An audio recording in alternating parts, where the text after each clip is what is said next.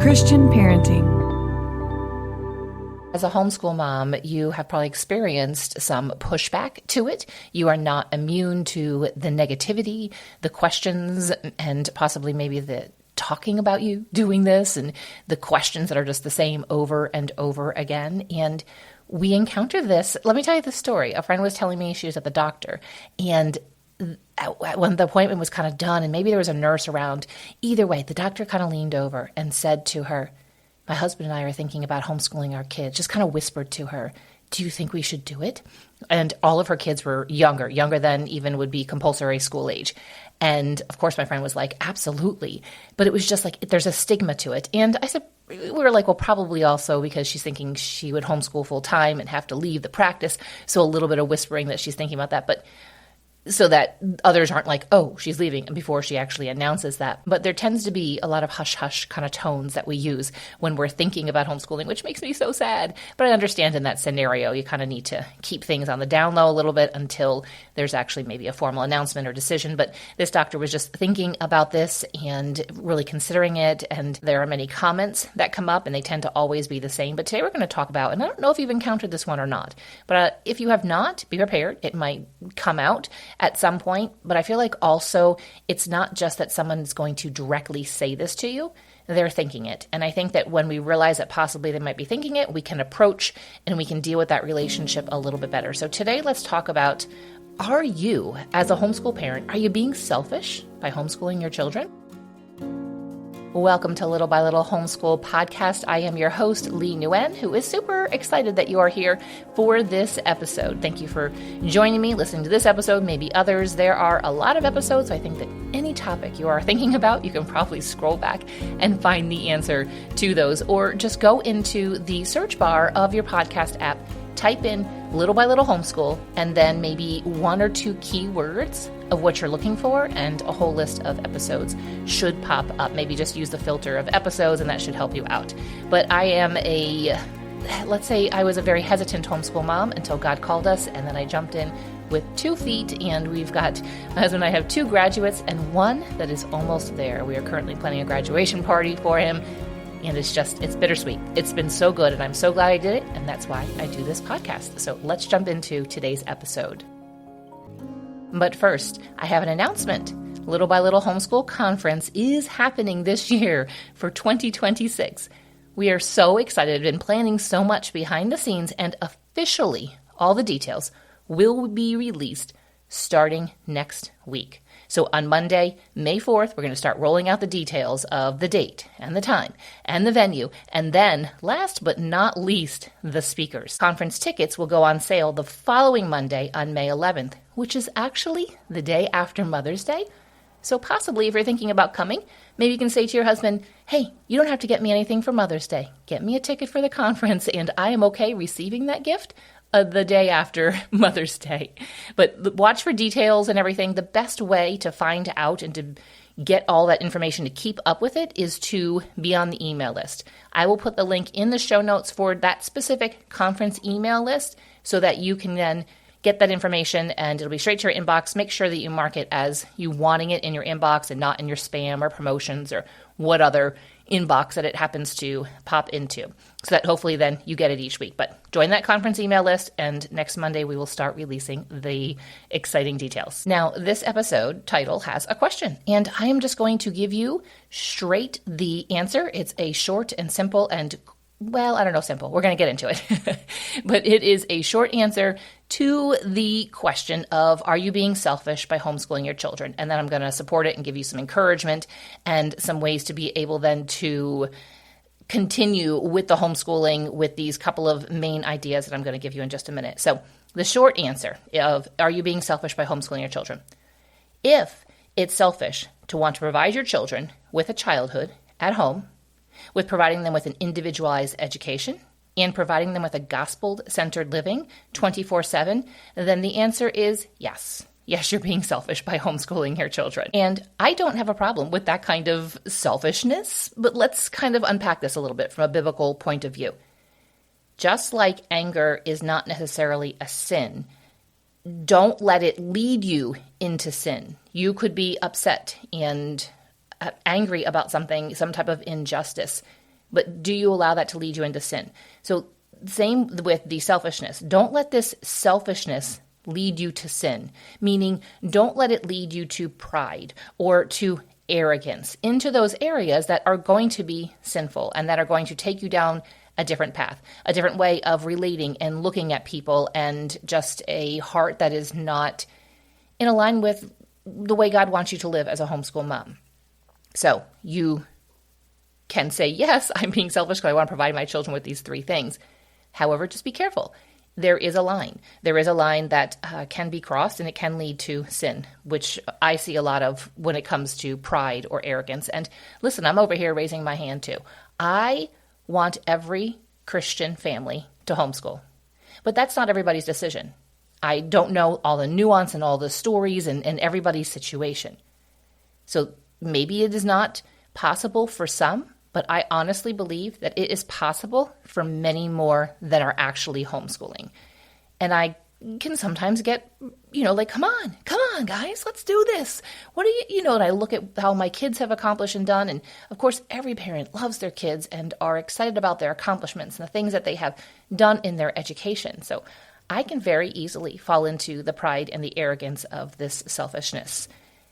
But also, beyond the pride and arrogance, we have to watch that the selfishness does not lead us into carrying out our everyday, mundane type of homeschool days in a way that leads to sin. So are we becoming angry? Are we becoming impatient? Are we becoming rude to our kids? Are we becoming just upset, thinking that they are inconveniencing us? And here we have chosen this way of life. And so there is a sin that can lead to pride and arrogance towards others on the outside, but there's also a sin that can lead us into running our days in a way that is not glorifying and honoring to God. Second big point here I want to make, and then we're going to unpack that statement that I made at the beginning. Yes, I want to give my kids these three things. And so if that's selfish, then okay. But I want to encourage you to stop worrying about what it looks like from the outside with your homeschool. If somebody is thinking, oh, she's being selfish by homeschooling her kids, don't worry about it. If she's looking and saying, well, she's homeschooling in that certain way, or this can also go with other homeschoolers, right? We can say, well, she's just being selfish because she wants to homeschool in that certain way and have her days look all aesthetic and pretty and everything, and she's not doing it from a good place. Well, it's not our place to judge others. We can encourage others, wait for them maybe to come to us if they need encouragement. Otherwise, we really just have to assume that everybody is doing the best that they can with the information they have and with all of the resources, whether that's a lot of resources, little resources that they have, and that we don't know all the details. And so we have to assume that all other homeschool parents are homeschooling in the best way possible for our kids. This is short of any type of abuse or anything. We're not talking about neglect or any of that kind of stuff. We're just talking about just all of the moms. I mean, I'm thinking about the homeschool moms that come to Little by Little Homeschool Conference. And we can all homeschool in so many different ways. Our kids are so different, and it all can be good. But let's circle back to that. Stop worrying about what it looks like from the outside of the homeschool world, but also outside of your home, outside of your family. So let's talk about the bigger, broader perspective of outside of the homeschool world. Just like Christianity, following Jesus Christ can look foolish to the fool and the hard-hearted, homeschool may look foolish to the foolish. I'm not saying they're all foolish or fools, the hard-hearted, or just to be others in general. Many cannot comprehend the choice that you have made, the wanting to, and then actually spending all day with your kids. And this makes me really sad. I can see it often. I hear it from homeschool moms. People are like, I can't believe that you spend all day with your kids. Well, that's our culture that has gotten into our minds to think that that is a burden. Yes, there is a lot with kids. Whether you have 1, 3, 5, or more kids, it is a lot. And sometimes it can feel like a heavy load that's weighted upon us. It is our job to hand it over to God and then just to do the next right and best thing. So just like Christianity can look foolish to others, homeschool can look like a foolish choice and look like, why would you do this? I'm sure you possibly have heard this. Why would you keep your kids home with you all day and have this burden upon you to take care of them all day and to home educate them when there's a perfectly good school right down the street? Listen, I take walks. I walk right past schools. I see the buses and I see the kids and everything. And we've just chosen a different way. Now my kids are much older than these other kids. They can all babysit these other kids. So it's obviously different in that way, but it's just they have chosen. Others have chosen one way of educating. You have chosen something else, and that's okay. But it is sad to me when people just say, I just could never spend all day with my kids. And I just really pray and hope that they don't say that around their kids and that God does a work in their hearts, even if they have chosen to put their kids into school, especially if these are Christian parents. That often really saddens me. But earlier I mentioned the selfishness because wanting to give our kids 3 things. Now, those 3 things, again, is that we're selfish. You can say you're selfish for homeschooling because you want to provide your children with a childhood at home. It doesn't mean that you don't do school anywhere else. It doesn't mean you don't take field trips. It just means it is centered around the home and the family. And if you want to give your child an individualized education, and then also providing them with a gospel-centered living 24/7. When our kids are in school, they come home and they have had a worldview, whether it is overt or subversive, implanted within them. And so when they come home, there's a lot of work that parents have to do, and some choose to do this, to untangle that. And I remember feeling confused, being taught, for example, evolution at school and creation at home, and it seemed like there was so many in authority at school that and would undermine the authority of the parents that I felt very conflicted. How do these go together? Is there some parts of one and some parts of another?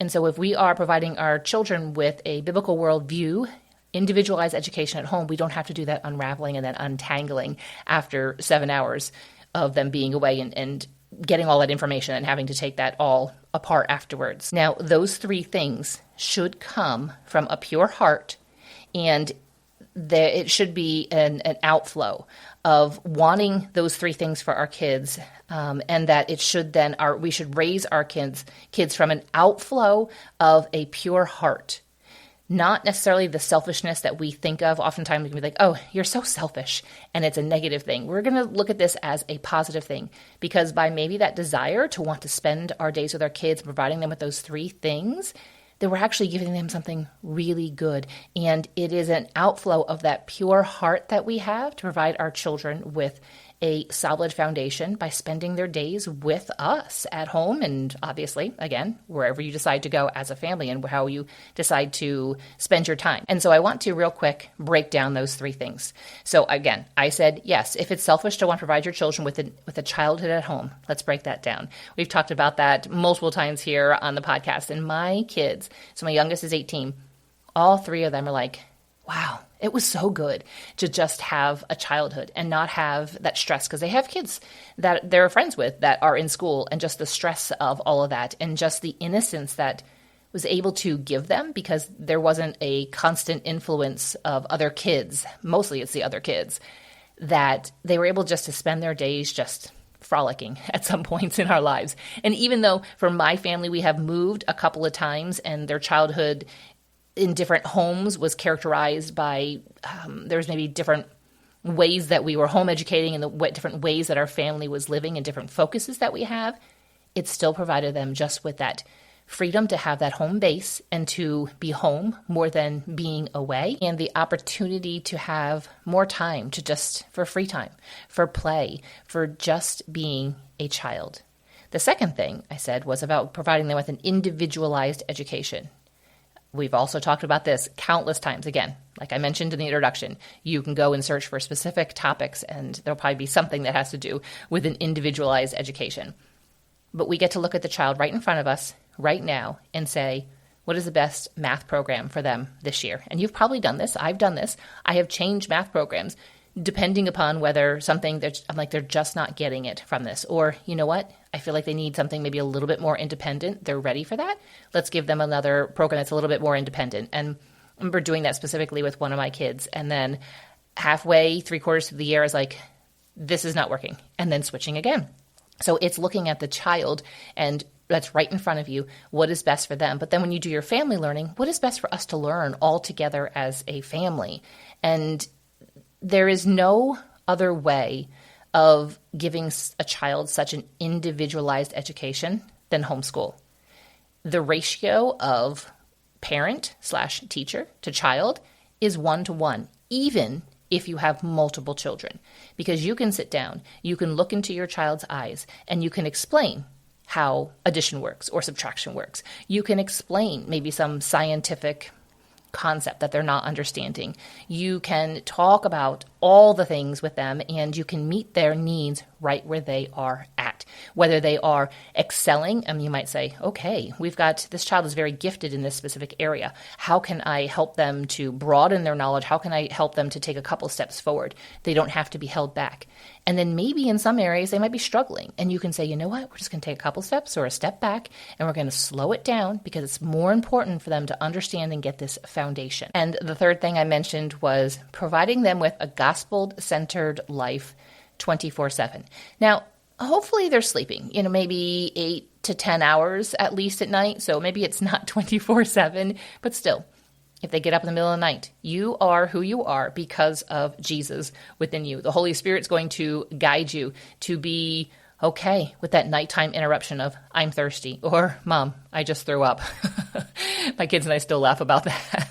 There's memes that go around that once in a while I show them, like, yeah, I remember those days. And yeah, so the way that we are able to handle those in the middle of the night, that is the gospel within us helps us to be able to handle those nighttime interruptions in a way that is meeting their needs, in a way that is loving, that only Christ can work through us when we are so dead tired. All right, we'll get off the sleep thing, but it is providing them just with a gospel-centered living. They are living life with you. You need to be entrenched in God's word. You need to be seeking to glorify God. You need to be living out the gospel. And then that can be carried out into them. Again, there isn't that having to spend 7 hours a day with those that are not living a gospel-centered life and then coming home and then having to break that down and them seeing this, okay, this is how these people live. This is how my parents live. Which one is the right one? And we get to just provide them with just that pure and good foundation, that childhood, the focus, the center of our lives and the reasons why we do the things we do, the reasons why possibly you even homeschool, the reasons why you make the decisions that you do, the way that you act is because of Jesus Christ. And most likely you have thought of these three things. Maybe you didn't quite put it into these words. If you have a vision statement that maybe you've worked through in your homeschool blueprint, if you don't have that and you're curious, you can go check out the link in the show notes. But maybe in your vision statement, you might have these, or maybe it's just kind of floating in your mind, jumbled up, and maybe a quick write down that, yeah, you want to provide them with a childhood at home, an individualized education, and a gospel-centered living 24/7.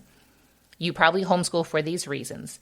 And even on the hard days, keep focused. I know, keep focused. The only reason that I was able to get through, well, not the only reason, God is the reason, but hold with me here. Really the only reason that parents choose to homeschool and continue and work through all of those hard days is because we have that bigger picture of what we're trying to accomplish. And that bigger picture is given to us by God. We just look in the Bible and how he wants children to be raised and who it is that raises them. So even on the hard days, we just stay focused on that bigger picture of what you're trying to accomplish. Like, what's the goal here? What are we doing here? And that is what will keep you going. Even on the days where kids are melting down when it comes to their math, or this is too hard, or I don't want to do this. I don't want to go to co-op or whatever. I'd rather play kind of stuff. Even on the hard days, keep focused on that bigger picture to help keep you going. And that's what's going to sustain you. Just do today. Tomorrow, do the tomorrow. The next day, do that day. Before we close out, I want to remind you that if you are interested in attending Little by Little Homeschool Conference in Syracuse, New York, this fall, all the details will be released. If you want to get them straight into your inbox, sign up for that email. I will drop some information when it comes to on the podcast, but this is only 2 days a week. Email can pop into your inbox, each day for a couple of days so you can get all the information. So hopefully you are able to make it. If not, I know some of you live at a far distance and we are not able to do any type of live stream or anything. It is just completely an in-person conference, but would appreciate your prayers if you are not able to attend. But if you are interested, make sure you get onto that email list. Have a blessed day.